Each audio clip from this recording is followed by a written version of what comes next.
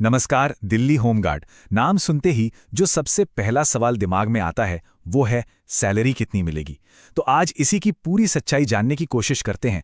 तो ये जो 25,000 रुपये महीने का आंकड़ा हर जगह सुनने को मिल रहा है, क्या ये सच है?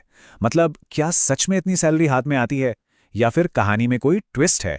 चलिए पता लगाते हैं कि एक होमगार्ड की असली कमाई मतलब इन हैंड सैलरी आखिर बनती कितनी है और ये 25,000 वाली बात का सच क्या है।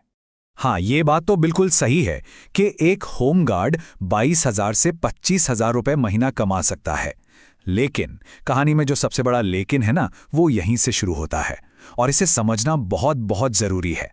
देखिए, सबसे जरूरी बात जो समझनी है वो ये है कि ये कोई फिक्स्ड मंथली सैलरी नहीं है, बिल्कुल नहीं। ये पूरी की पूरी तरह से इस बात पर डिपेंड करता है कि आपको महीने में कितने दिन ड्यूटी पर बुलाया जाता है। तो सवाल ये उठता है कि फिर सैलरी कैलकुलेट होती कैसे है। चलिए अब इसके पेमेंट सिस्टम को ही डीकोड करते हैं, क्योंकि यही इस नौकरी का सबसे इंपॉर्टेंट पार्ट है। जैसा मैंने कहा, ये कोई नॉर्मल सैलरी वाली जॉब नहीं है। यहां चलता है डेली अलाउंस सिस्टम। अब इसका सीधा सा मतलब है कि आपको हर दिन के हिसाब से पैसे मिलते हैं, महीने के हिसाब से नहीं। और वो एक दिन का अमाउंट है लगभग 750 रुपये। जी हां, 750 रुपये रोज। आपके पूरे महीने की सैलरी इसी एक दिन के भत्ते से बनती है। अच्छा, अब जरा इस टेबल को देखिए, इससे सारी पिक्चर क्लियर हो जाएगी। अगर मान लीजिए आपको पूरे 30 दिन ड्यूटी मिल जाती है, तब आपकी सैलरी 22,000 से 25,000 के आसपास बनेगी।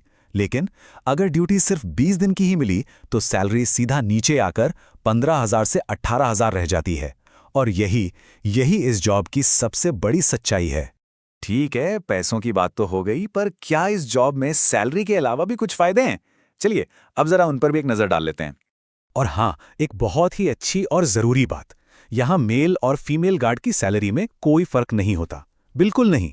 अगर ड्यूटी एक जैसी है तो सैलरी भी एकदम बराबर मिलेगी।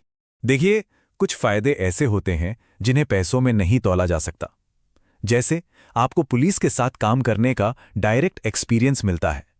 सरकारी ड्यूटी का माहौल कैसा होता है, यह सीखने को मिलता है।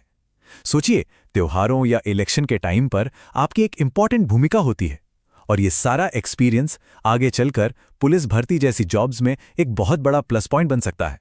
चलिए अब आते हैं एक बहुत जरूरी रियलिटी चेक पर।